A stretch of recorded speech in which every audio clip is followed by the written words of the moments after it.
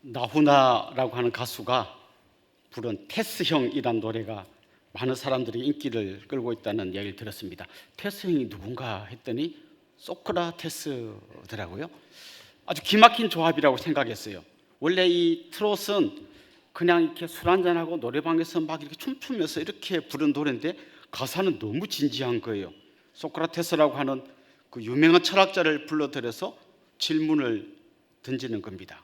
근데 그 질문이 많은 사람들이 하고 싶었던 질문을 던졌기 때문에 아마 이 노래가 유행을 하지 않았나 싶어요. 질문 내용이 이겁니다. 테스 형, 세상이 왜 이래? 정말 누구한테 좀 물어보고 싶어요. 누가 답을 해준다면 꼭 좀 물어보고 답을 듣고 싶어요. 테스 형, 세상이 왜 이래? 그리고 그 뒤에 가면 더 심각한 질문이 나옵니다. 테스 형, 먼저 가본 저 세상 어떤가요? 가보니까 천국은 있던가요? 그러면서 태생 태생하다 이 노래 끝나요. 답은 없고 계속 질문만 하다가 이 노래가 끝이 납니다. 그런데 저는 이게 좀 약간 웃기기도 하면서 어떻게 보면 이 시대의 수많은 사람들이 이런 고민을 하고 살지 않을까 그런 생각을 해보았습니다. 그런데 사실 이거는 모든 사람의 고민이기도 하지만 특별히 성도들의 고민이기도 해요. 정말 하나님의 나라가 이 땅에 임했다고 우리 주님이 말씀하셨는데 하나님 나라가 임한 세상이 왜 이래? 이런 질문을 우리가 던지게 되는 거죠. 시편 73편에 보면 그 시편을 기록한 아삽이라는 사람이 정말 하나님 앞에 진지하게 질문합니다. 나훈아는 태생한테 질문했는데 이 아삽은 하나님께 질문하면서 호소합니다. 이렇게 그가 시를 기록하고 있습니다. 한번 보실까요?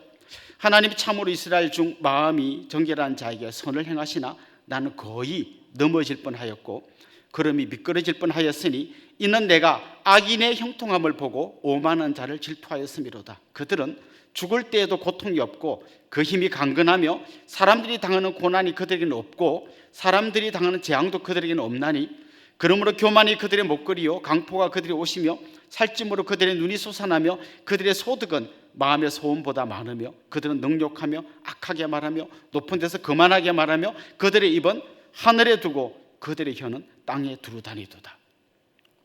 지금 이 아삽이라는 시인이 고민하는 거예요. 자기는 하나님 열심히 섬기는 사람인데 자기에게는 고난이 있고 환난이 있고 어려움이 있습니다. 그런데 하나님 믿지 않는 자 악인들을 보니까 그냥 하는 것마다 다 잘 돼요.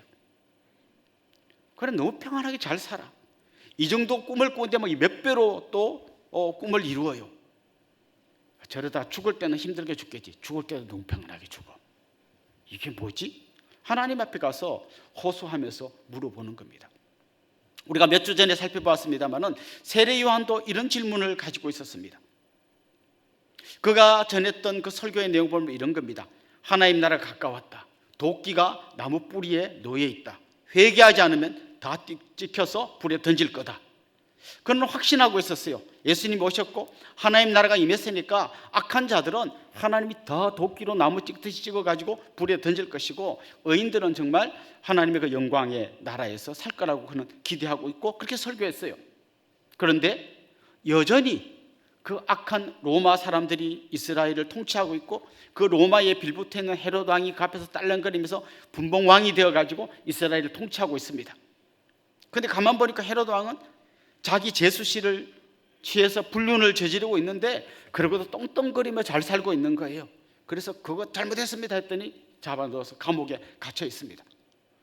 정말 하나님의 말씀을 전하는 선지자는 감옥에 갇혀 있고 악한 사람은 저렇게 불륜을 저지르고도 떵떵거리며 잘 살고 있는데 가만 보니까 이제 자기가 곧 죽게 생겼어요. 그게 질문이 생겼습니다. 그래서 사람들을 예수님에게 보내서 물어보는 겁니다. 오실 그이가 당신 맞습니까? 예수님, 당신이 진짜 메시아 맞습니까? 당신이 오면 천국을 가지고 온다고 했는데 당신이 정말 천국을 가지고 온 거 맞습니까? 그렇다면 세상이 이게 뭡니까? 이렇게 그가 질문을 던져보는 거죠.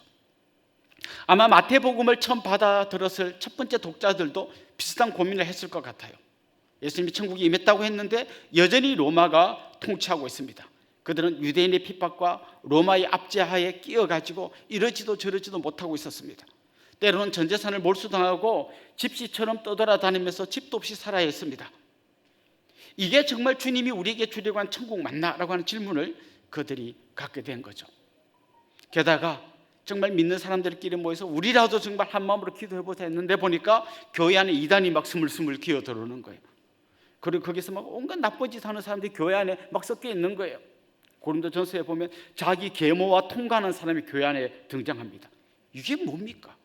세상은 이게 뭐고 또 교회는 이게 뭡니까? 라고 하는 질문이 그들에게 생겼던 거죠. 여러분 어떻습니까? 여러분 이런 질문을 해본 적 없습니까? 세상이 왜 이렇습니까?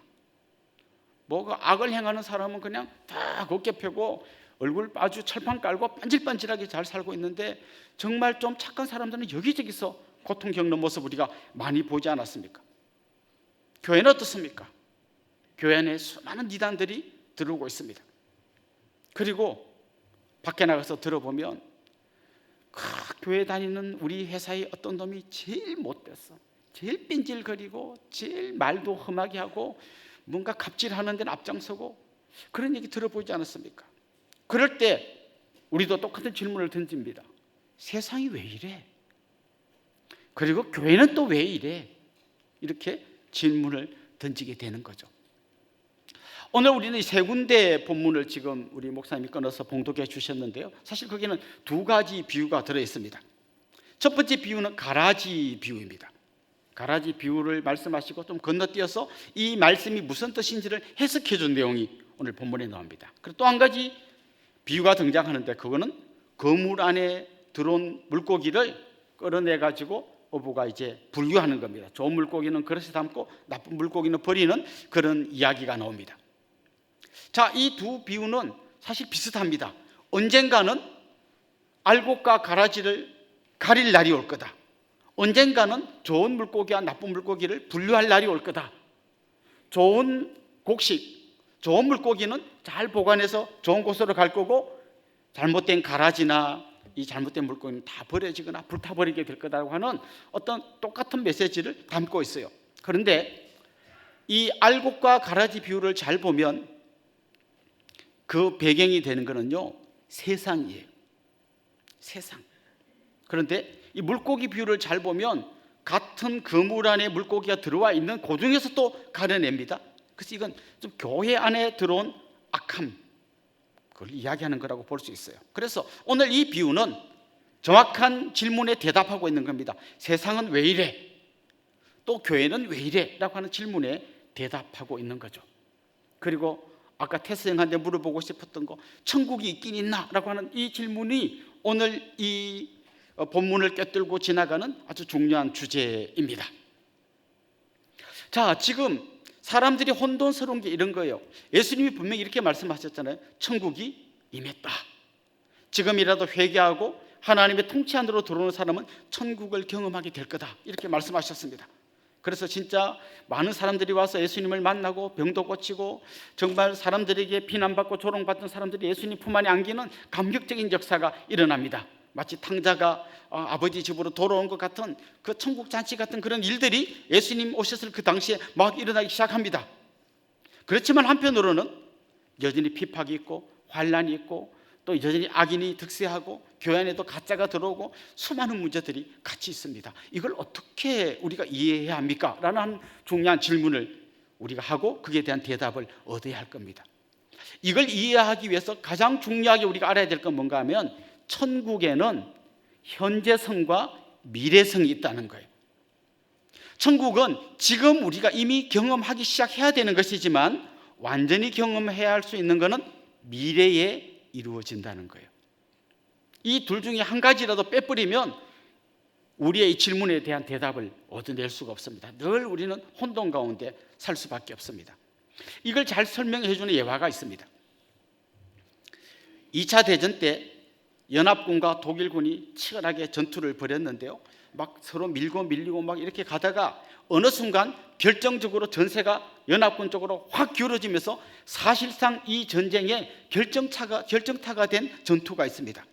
여러분도 많이 들어보셨을 텐데요, 노르망디 상륙작전이란 겁니다.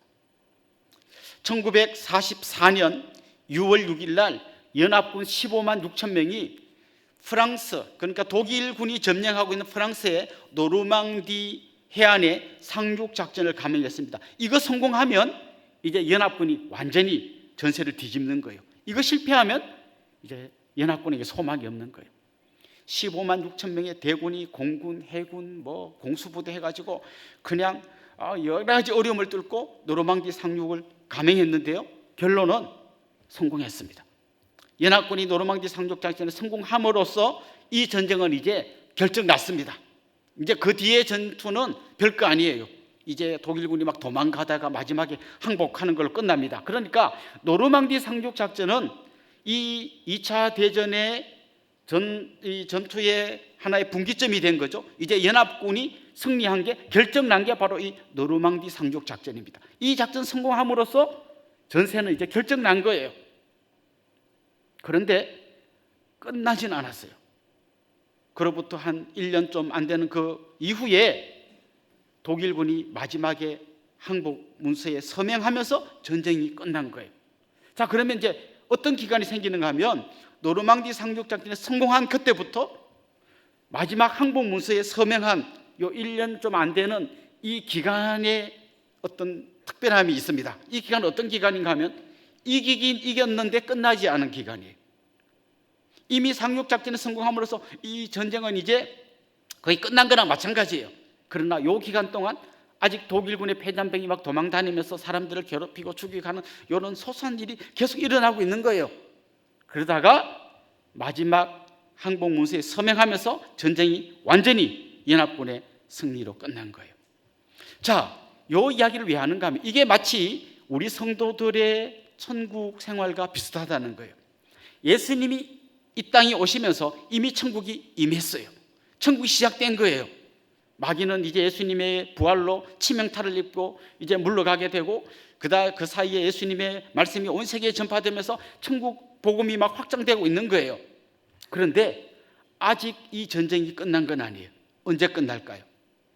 예수님께서 재림하시는 날 마귀는 영원한 불못에 던져지고 완전한 천국, 눈물도 없고 죽음도 없고 고통도 없는 영원한 천국이 시작되는 거예요. 그럼 우리 성도들은 어디에 살고 있나 하면 이미 임한 천국과 아직 완성되지 않은 요 중간에 살고 있는 거예요. 그래서 두 단어를 끄집어내서 이렇게 설명할 수 있습니다. 우리는 지금 이미와 아직 사이에 살고 있습니다. 요걸 이해하지 못하면 오늘 이 본문 말씀이나 우리 성도들의 신앙생활이 왜 이렇게 되어 가는지 잘 이해할 수 없습니다.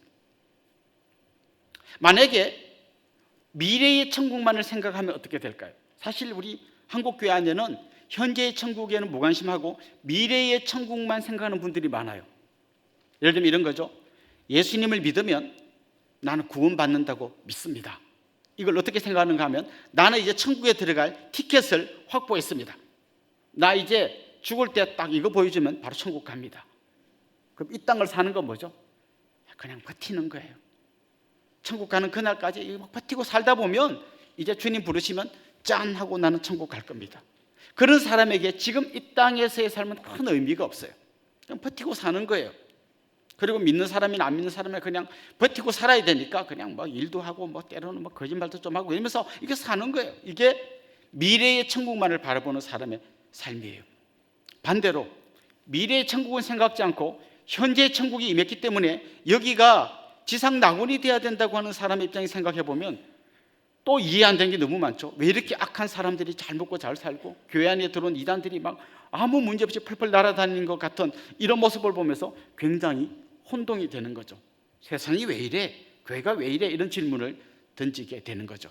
자, 그러니까 우리는 두 가지를 기억해야 됩니다. 하나는 천국에는 현재성이 있다.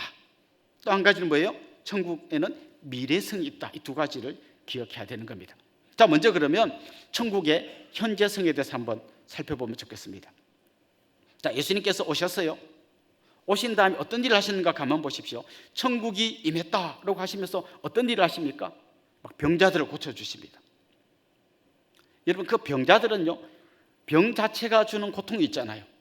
나병, 그다음에 간질병, 앞을 보지 못하는 맹인, 말을 잘 못하고 듣지 못하는 이런 사람들, 수많은 사람들이 이 병이 주는 고통을 겪고 있었어요. 그런데 그 당시 사람들이, 유대인들의 개념이 어땠는가 하면 모든 병은 하나님의 저주를 받아서 온 거다.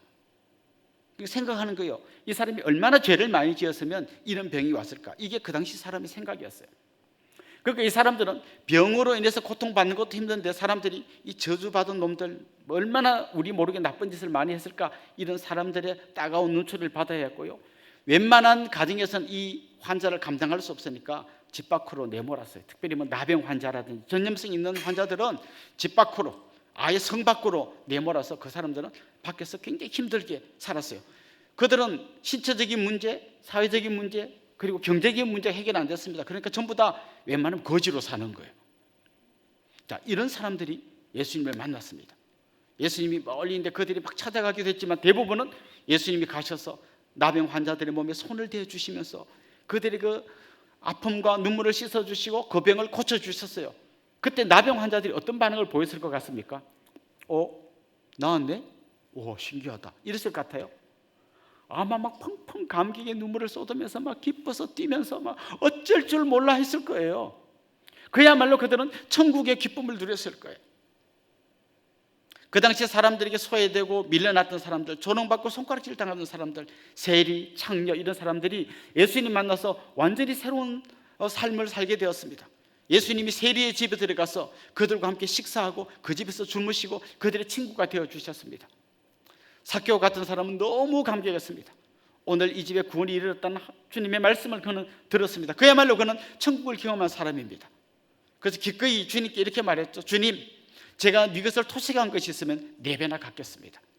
그리고 제 재산의 절반을 뚝 떼서 가난한 사람이 나눠주겠습니다. 그는 이게 하나도 아깝지 않았습니다. 너무 기뻤고 너무 감사했고 너무 감격스러웠습니다. 그는 분명히 이 땅에 살고 있었지만 천국을 경험하고 있었습니다. 그런데 이런 면만 있었던 게 아닙니다. 또 다른 면이 있었습니다. 한편으로는 이렇게 막 감격스러운 천국을 경험했지만 또 다른 한편 돌아보면 그 안에 어마어마하게 힘들고 고통스러운 일들이 기다리고 있었습니다. 여전히 악인들이 득세하고 있었죠. 로마의 압제, 유대인들의 핍박, 그리고 교회 안에 들어온 여러 가지 이단들, 이런 문제들이 계속해서 생겨납니다. 예수님께서는 왜 지금 천국의 기쁨을 누리고 있는 우리에게 여전히 고통스러운 이상한 일들이 일어나고 또 우리 주위에 이렇게 악한 사람들이 많은가를 잘 설명해 주셨습니다. 오늘 25절, 27절 그 사이 말씀을 한번 읽어보면 좋겠는데요, 우리 한 목소리를 같이 읽어봅시다. 사람들이 잘 때에 그 원수가 와서 곡식 가운데 가라지를 덧뿌리고 갔더니 싹이 나고 결실할 때에 가라지도 보이거늘 집주인의 종들이 와서 말하되 주여 밭에 좋은 씨를 뿌리지 아니하였나이까? 그런데 가라지가 어디서 생겼나이까? 자, 주인이 좋은 씨, 밀을 심었어요. 밀이 잘 자라고 있습니다. 그런데 보니까 중간에 가라지가 막 올라오는 거예요. 이 가라지는 정확하게 말하면 독보리라고 하는 식물입니다. 밀하고 비슷하게 생겼는데 독극성이 있는 보리예요. 독보리인데 이건 사람이나 동물이 먹으면 굉장히 치명적이에요. 이게 막 밀 가운데 섞여 있는 거예요. 종들이 물어봅니다.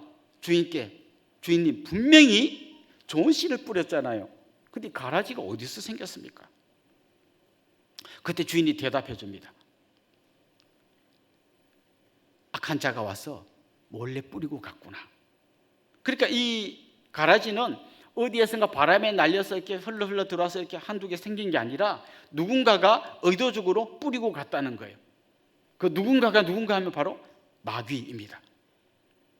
그러니까 지금도 우리 주위에 일어나는 여러 가지 문제들 배후에는 마귀가 있다는 거예요. 여러분 요즘 한번 그 뉴스 같은 데 나오는 거 한번 보십시오. 뭐 학폭, 군대 폭력, 그렇게 못된 짓 한 가해자들이 떵떵거리며 살고 있습니다. 피해자들은 자살하고 막 그것 때문에 상처 때문에 트라우마 때문에 평생 괴로워하고 있는데 아무 문제 없는 것처럼 살고 있습니다. 이단들 보십시오. 요즘 넷플릭스에 계속해서 그 이단 시리즈가 막 이렇게 방영되고 있는데요.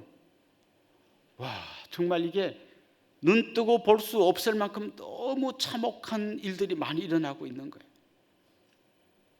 근데 전부 다 기독교 관련 이단들이 많아요.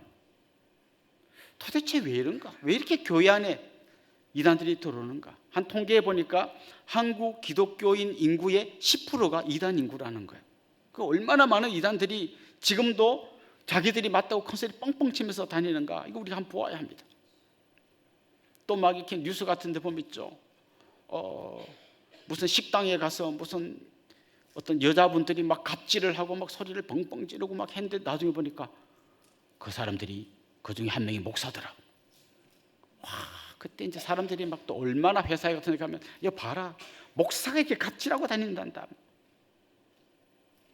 또 막 며칠 전에 봤더니 막 3.1절 날 우리 막 독립운동 뭐 이런 얘기하는데 누가 일장기를 걸어놓고 막 큰 소리 빵빵 치면서 뭐 나는 일본인입니다 막 이렇게 했던 사람이 있다는 거예요. 그 누군가 봤더니 한국 사람이라는 거예요. 그래서 미친 사람 아니냐고 봤더니 그 사람의 직업이 목사라고.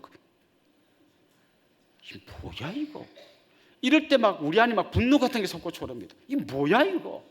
하나님 좀 어떻게 좀 해주시지? 왜 이런 인간들이 막 이렇게 이단들이 막 이상한 사람들이 기독교라는 이름으로 온 세상 가운데 떠들고 다녀서 전체 기독교가 욕을 먹게 합니까? 하나님 좀 이런 인간들 좀 쏙쏙 뽑아가든지 뭐 벼락을 치든지 그냥 뭐 자다가 죽이든지 어떻게 좀 하시지? 왜 이렇게 멀쩡하게 살게 놔둬서 우리까지 피해를 보게 합니까? 막 이렇게 막 이런 이야기를 하고 싶잖아요. 이 제자들의 이야기가 그런 이야기인 거죠. 왜 이 밀이 잘 자라고 있는데 이 독보리가 가운데 숨어가지고 이렇게 막 자라고 있냐 이거예요. 주님께서 이것을 설명해 주십니다. 중요한 거 이거예요. 주님께서 지금도 열심히 일하고 있는 것처럼 마귀도 열심히 일하고 있다는 거예요. 이런 일은 우연히 생기는 것이 아니라 마귀가 열심히 일해서 생기는 결과라는 거예요. 계속해서 마귀가 독보리를 심고 다닌다는 거예요. 가라지를 심고 다닌다는 거예요. 여러분 거기에 이렇게 뭐 범죄를 저지른 사람들의 모습을 보십시오. 왜? 뭐 그냥 뭐 장난으로 좀 이렇게 한 건데 뭐 그거 가지고 뭐 당한 사람은 막 자살하고 막 트라우마 때문에 죽는데요. 그 사람들 장난이래요. 반성도 안 해. 아 이거 억울하다 막 자기가 더 억울하대. 물론 뭐 진짜 억울한 사람도 있을 수도 있겠습니다만은 반성하는 걸 잘 못 봐요. 그리고 자기가 워낙 지금 중요한 자리에 있으니까 이거 빨리 수습하기 위해서 죄송합니다 뭐 이런 사람도 있어요. 가해자들은 막 유명 스포츠 선수가 되고 뭐 가수가 되고 뭐 연예인이 되고 막 잘 나가는데 피해자들은 그 사람들이 TV에 나올 때마다 막 가슴 졸이며 지금도 눈물 흘리고 있는 거죠. JMS가 막 성폭력 이런 것 때문에 징역 한참 살았습니다. 그런데 징역 살면서도요 계속 그런 메시지를 냈어요. 예수님이 억울하게 고난당하는 것처럼 오늘날 이 시대의 메시아 JMS도 억울하게 고난당하고 있습니다. 그래서 그 신도들이요 우리가 속았구나 이러는 게 아니라 우리 메시아가 예수님처럼 고난당하고 있구나 막 이러고 있다는 거예요. 전혀 부끄러워하지 않아요. 왜? 마귀가 그들의 마음을 완전히 장악하고 있기 때문에 그냥 얼굴에 철판을 깐 거예요. 그냥 아주 그냥 그 화인맞을 심령이 된 거예요. 우리 지난번 그 4가지 밭 이야기할 때도요 그 길가밭에 떨어진 씨앗은 마귀가 와서 말씀을 쪼아먹어 버린다 그랬잖아요. 마귀가 지금도 일하고 있습니다. 우리가 깨어서 경성하지 않으면 나도 잘못하면 그냥 그 독버섯 거기에 어울려 가지고 그냥 이상한 길로 빠질 수 있다는 걸 기억해야 돼요. 이걸 이기려면요 말씀의 검을 들어야 됩니다. 이단들이 막 이야기할 때 거기에 막 이렇게 왔다 갔다 하면 안 됩니다. 그 이단들의 가르침을 보십시오. 그 안에 매력이 없으면 아무도 안 넘어가겠죠. 거기에 분명히 매력이 있습니다. 논리의 치밀함이 있습니다. 그리고 이단들 중에 기적이 일어납니다. 옛날에 우리나라의 박태선 그 한강 백사장에 수십만 명 모아놓고 막 그 설교했던 분이 있습니다. 분이라 하기 좀 그렇네요. 그런 인간이 있었습니다. 네. 그때 우리가 할머니들 이야기 들으면요 엄청난 기적이 일어났다는 거예요. 그 인간이 세수한 물을 갖고 막 몸에 바르면 병 다 낫고요, 막 먹으면 다 낫고 막 이런 수많은 기적들이 일어났다는 거예요. 예수님 앞에 마지막 날에 사람들에서 이런 얘기하는 장면이 나중에 보면 성경에 나옵니다. 주여, 우리가 주의 이름으로 병자를 고치고 귀신을 쫓아내고 했습니다. 막 그럴 때 주님이 수고했다 그런 게 아니라 나 너 모른다. 주님이 모른다고 말하는 그 사람들이 기적을 행합니다. 기적 행한다고 그게 진리가 아니에요. 마귀도 얼마든지 그런 역사를 일으킬 수 있습니다. 그게 미혹되면 안 돼요. 여러분 제일 건강하게 살려면요 집에서 엄마가 해주는 그 밥 먹고 살아야 돼요. 그런데 아이들이 그 밥 별로 안 좋아해요. 맛없다, 너무 밍밍해. 그런데 밖에 가서 뭐 마라탕, 뭐 무슨 뭐 치맥 이런 거 보니까 막 입에 짝짝 달라붙잖아요. 짝짝 달라붙는다고 그거 먹고 다니면 병나서 이제 온몸에 만신창이 되는 거예요. 밍밍한 게 아니에요. 그게 진짜 우리를 건강해 주는 진짜 좋은 음식인 거예요. 하나님의 말씀의 그 진리, 균형 잡힌 진리의 말씀을 따라가야 되는데 뭔가 짜릿한 말씀, 뭔가 듣도 보도 못한 신비한 말씀을 들었다. 그게 바로 치명적인 말씀일 때가 많아요. 그런데 우리가 쉽게 흔들리면 안 돼요. 안 흔들리려면, 그 마귀의 꾀임에 넘어가지 않으려면 말씀의 반석 위에 굳게 서 있어야 돼요. 그래서 혹시 여러분 유튜브에서 은혜 받았다고 아무데나 퍼뜨리고 제발 그런 짓 하지 마세요. 물론 그 중에 좋은 말씀도 있어요. 그런데 그 중에 상당히 문제가 많은, 정말 문제투성이인, 그냥 막 기름에 범벅이 된, 계속 먹으면 병나는 그런 내용이 너무 많아요. 그 참 한 번 들을 때는 모르는데 두 번 듣고 세 번 듣고 네 번 듣고 하다 보면 그게 완전 중독돼 가지고요, 이제 진짜 하나님의 말씀은 밍밍해. 그렇게 짜릿한 곡을 듣고 싶어 하는데 거기 따라가다 보면 나도 죽고 우리 가족 다 망하고 정말 내가 그 가라지들과 섞여서 내 인생, 내 영원한 생명까지도 망칠 수 있어요. 그래서 주님 말씀하시는 거예요. 지금도 알곡들 가운데 가라지가 있고 이 가라지를 뿌린 거는 마귀다라고 이야기하는 거예요. 그러니까 우리가 이 말씀을 들으면서 기억해야 돼요. 세상이 왜 이래? 교회가 왜 이래? 주님이 이렇게 말씀하시는 거죠. 영원한 천국이 임할 때, 주님 다시 재림할 때 그 전까지는 교회 안에도 세상 가운데도 그냥 악인과 이 의인들이 섞여서 산다는 거예요. 이렇게 이야기하잖아요. 주인님 가서 가라지 제가 확 뽑아버릴까요? 아니야. 막 나중에 그 보면 알곡과 가라지가 뿌리가 엉켜가지고 잘못 뽑다 보면 가라지 뽑다가 알곡까지 다쳐. 그러니까 수수 때까지 그냥 둬라.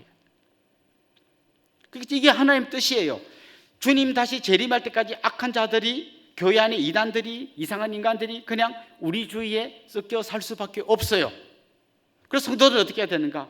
깨어 경성하여 마귀의 게임에 빠지지 않게 말씀의 반석 위에 서야 되는 거예요. 그리고 때로는 이 악인들 때문에 고난당할 때 기도하면서 인내하면서 기다려야 하는 거예요. 주님 다시 오실 그날을 소망하면서 기다려야 하는 겁니다. 이게 천국의 현재성을 설명하시는 주님의 말씀인 거죠. 그런데 주님이 이어서 천국의 미래성에 대해서 말씀하십니다. 그럼 이대로 이렇게 계속 가느냐? 아니다 이거예요. 언젠가 주님께서 모든 사람을 주님의 심판대 앞에 세울 날이 온다는 것입니다. 그 날이 언제일까요? 주님 다시 재림하시는 날이에요. 그때 가라지는 묶어서 불에 던집니다. 그때 이 그물 안에 들은 물고기 중에 나쁜 물고기는 다 버립니다. 그런 날이 온다는 거죠. 이 미래의 심판을 믿지 않으면요, 언젠가 우리가 하나님의 심판대 앞에 선다는 걸 믿지 않으면 우리는 무슨 짓이든 할 수 있습니다. 우리는 무슨 짓이든 할 수 있습니다. 괄호 열고 중요한 말을 써야 되는데요, 안 들키기만 하면. 안 들키기만 하면 뭔 짓을 해도 괜찮아요. 어차피 안 들키면 괜찮아요. 요즘 우리 한국의 범죄가 굉장히 많이 줄었습니다. 카페에 핸드폰 두고 가도 아무도 안 가져갑니다. 마지막 심판날을 두려워하기 때문이 아니라 CCTV를 두려워하기 때문에. 저기 걸리면 다 들키는 거예요. 내가 훔쳤는데 제가 훔쳤구나, 막 동선을 추적하면 요리 갔네 저리 갔네 따라가면 어디인지 다 잡아내. 그걸 아니까 안 훔쳐가요. 그런데 우리가 진짜 두려워할 것은 우리의 심령 한복판까지 꿰뚫어 보시는, 정말 불꽃 같은 눈으로 우리를 감찰하시는 우리 주님의 눈을 두려워해야 돼요. 그리고 마지막 날 내가 주님의 심판대 앞에 선다는 걸 기억해야 돼요. 칸트라고 하는 유명한 철학자가 있습니다. 이 사람이 고민을 하고 자기 어떤 윤리에 대해서 설명을 하려고 하는데 안 풀리는 게 있어요. 약한 사람이 여전히 잘 되고 평안하게 잘 죽고 의인들은 고난당하다가 죽는 이런 걸 보면서 그가 이런 이론을 만들어냅니다. 요청된 신. 자기는 이 믿음 생활 하는 사람도 아니지만 그 신이 있긴 있어야 되겠다. 그리고 마지막 심판이라는 게 있긴 있어야지 되지, 그냥 그게 없다면 이 세상은 너무 불공평하고 여기서는 어떤 윤리를 만들어낼 수가 없다고 그가 생각한 거예요. 그렇습니다. 주님 앞에 서는 그날이 있다는 걸 아는 사람은 마음속에 이런 게 생깁니다. 악인의 형통을 부러워하지 않습니다. 저러다 결국 주님 심판대 앞에 서서 영원한 심판에 던져지게 될 건데, 지금의 내 고난 때문에 절망하지 않습니다. 지금 내가 고난 당하지만 주님 다시 오시는 날 주님 앞에 서서 착하고 충성된 자 잘하였도다. 그러면서 오늘 본문에 나온 것처럼 천국에서 해같이 빛나게 될 거다. 우리 그날을 소망하며 사는 사람들입니다. 당장 눈앞에 있는 것 때문에 억울해하고 분노하고 막 그것 때문에 막 뭔가 막 세상을 뒤집어내는 게 아니라 이 악한 자들을 견디고 보고 계신 하나님이 언젠가 마지막 날에 그들을 심판하실 것이고 우리들은 천국에서 해같이 빛나게 될 거다. 이게 오늘 말씀 우리에게 전해주는 핵심 메시지예요. 여러분 이제 다시 한번 그 테스 형에게 던졌던 질문을 여러분이 한번 던져보겠습니다. 세상이 왜 이렇죠? 여러분 대답하실 수 있겠습니까? 그렇습니다. 지금 현재는 이럴 수밖에 없지만 미래에 완벽하게 결론이 날 겁니다. 또 테스 형한테 질문했죠. 천국은 있던가요? 천국은 이미 시작되었습니다. 그리고 주님 다시 오시는 날 완성될 것입니다. 우리 성도님들 그 소망을 가지고 주님 바라보면서 날마다 말씀의 반석에 굳게 서서 승리의 삶을 살아갈 수 있기를 주님의 이름으로 축원합니다.